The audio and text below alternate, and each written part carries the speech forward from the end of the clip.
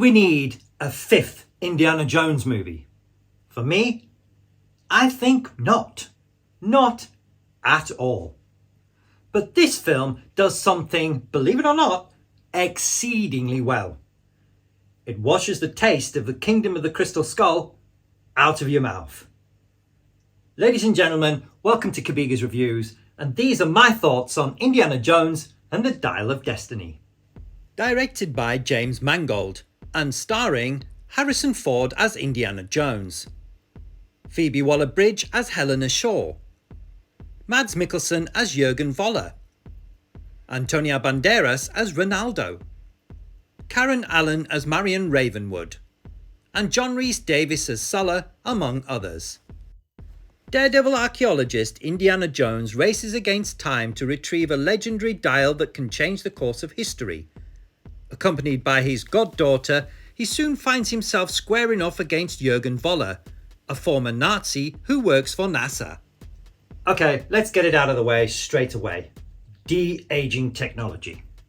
Now, admittedly, in this film, Harrison Ford did play Indiana Jones throughout the film. They just used CGI and AI, which is a contentious issue at the moment, to de-age him. And admittedly, Lucasfilm and Disney have a massive plethora of images and footage of Indiana Jones, Harrison Ford as Indiana Jones, not to mention as Han Solo. They've got so much data. They can de-age Harrison Ford really, really well. And the beginning portion of the film where he is de-aged as a flashback previously, on sequence sort of thing. The technology, it does look pretty good. As de-aging goes, it looks far better than the Hank Pym one did in Ant-Man, let's say, or, the Carrie Fisher in Rogue One. So Harrison Ford's de-aging does look really, really good and is really well done. However, for me, and it is just my opinion, you can let me know your opinion in the comments below, it is very much uncanny valley. That was my worst thing about this film, was the de-aged Harrison Ford. Even though it looks good and you know that it's Harrison actually playing, apart from his stunt doubles, because he is 80 something, he is getting on in age. So he did have stunt doubles, but it is essentially Harrison Ford playing those scenes just with de-aged technology. So, the performance is authentic and the de-aging effect is authentic and it looks pretty good, but what can I say? It's just, I much preferred the parts of this film where he is the age he is. It was just so much better. Once you get to that point where it's kind of present day for Indy, the film is brilliant. It reminded me a lot of Raiders of the Lost Ark. It's even got a young kid in it, which reminded me of Short Round, Ke Huy Quan's Short Round from Temple of Doom. There's a lot of callbacks to those sort of things. There's mentions of his father, which was a nice nod to Last Crusade. There's even conversations about Mutt, his son Mutt. There's a bit of an update about his marriage, because if you remember at the end of the last film, he actually married Marion, which was nice because she was his first love, really. So yeah, there's a lot of nostalgia in this film. There's a lot of action in this film. It's a great adventure romp in the style of the original, the first 3 Indiana Jones movies. It is a really great popcorn film once you get past that initial de-aging bit, because I'm sorry, I keep going back to it, but it really did put me off. That is the one biggest negative. Another thing about this film, the MacGuffin is Archimedes' dial. It's got a fancy name, but I forget what it is, and it actually allows you to travel through time. Now, that does seem a little extreme for an Indiana Jones film. However, when you think back to Raiders, where it was angels coming out of the Ark, then you got Temple of Doom with all the voodoo, the Last Crusade with the Cup of Christ that actually did heal wounds. Time travel, and even aliens are not out of the realms of these adventures. So, you know, fair enough. And the ending is very, very fitting for our very own Mr. Henry Jones Jr. You know, he kind of gets the ending that he wants, or he tries to at least. And it's, yeah, you can see the passion in Indy, and he really, really wants it. And it would be great if he could get that.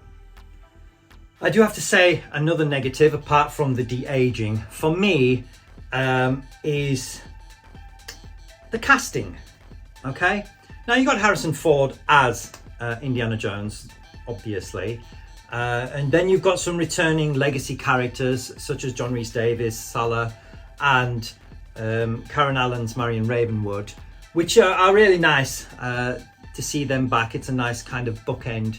You got Antonio Banderas playing what I think is a new character. I don't recall seeing him before, but it's nice to see him anyway. He's always great. But that then brings me to Phoebe Waller-Bridge. I think, and this is just my opinion, she is very overrated. Definitely.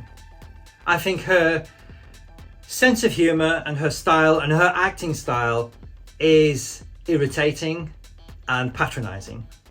And I'm sorry if that offends you. But they seem to be using her because she injects, because of Fleabag, where she broke the fourth wall and talked to the audience. She's garnered a certain reputation for being, you know, quite current and quite contemporary and quite entertaining and whatnot. And having seen her in Solo, she was all right as the droid, but I couldn't get with the droid's attitude. Just wasn't a droid, I suppose. But then R2-D2 has an attitude, doesn't he? I don't know. You know, I just didn't. And then seeing her in this, she is, I think patronising is the best word. At the end of the film, she shines. In the end, in the final sequence, the ending I've just mentioned, Indy's ending that he wants, Phoebe Waller-Bridge really does shine. And that, for me, saved her performance in this film. But throughout the film, she is irritating, patronising, and just, for me, not funny at all. So yeah, there are certain things great about this film, certain things not so great about this film. But I definitely recommend it. I do recommend you watch it. It's one of those films. It's an Indiana Jones film, so it's an adventure that you can go on, and you can have thrill rides. There's action sequences. Some of them are a little bit far-fetched. There's one on a tuk-tuk where he's keeping up with motorbikes and cars and car chases, and I can't personally see a tuk-tuk doing the things that it does in this film. But hey, it's movie magic and it's entertainment, and you're supposed to suspend your disbelief. And if you can do that, get yourself some popcorn, have some drinks, have some pizza, friends round, watch it with the family. It's a great old Indiana Jones adventure. So, do I recommend this film? Yes, actually I do. Indiana Jones and the Dial of Destiny, if I had to score it out of 10, I would probably give it a 7, you know? The first one would probably be a 9 or 9.5. Second one, I would give it 8. Third one, again, 9.5. I thought Sean Connery was brilliant. Fourth one, I would probably give it 2 or 3. And then this one, the fifth one, yeah, I think 7's a fair score. It's not as good as the original trilogy, but it's far better than Kingdom of the Crystal Skull. So in conclusion, Indiana Jones and the Dial of Destiny is an adventure that I don't think we realised we needed or wanted. Did we need a fifth Indiana Jones film? No. Did we need some entertainment that would take us on a rollicking romp that this does? Yes, I think we did. Following on from COVID, you know, and some dour other films that have come out and whatnot. Yeah, this is a great adventure romp. So 7 out of 10. Indiana Jones and the Dial of Destiny. What did you think? Let me know in the comments below. Do you agree with my assessment of Phoebe Waller-Bridge and the de-aging technology? Do you think I'm wrong? Do you prefer some of the other films? Did you like Kingdom of the Crystal Skull? You know, if so, go away. No, I'm just kidding. Let me know in the comments below. Drop us a like and subscribe, and I will see you on the next one. Thanks for watching. If you liked what you saw, drop us a like and subscribe to see all future content.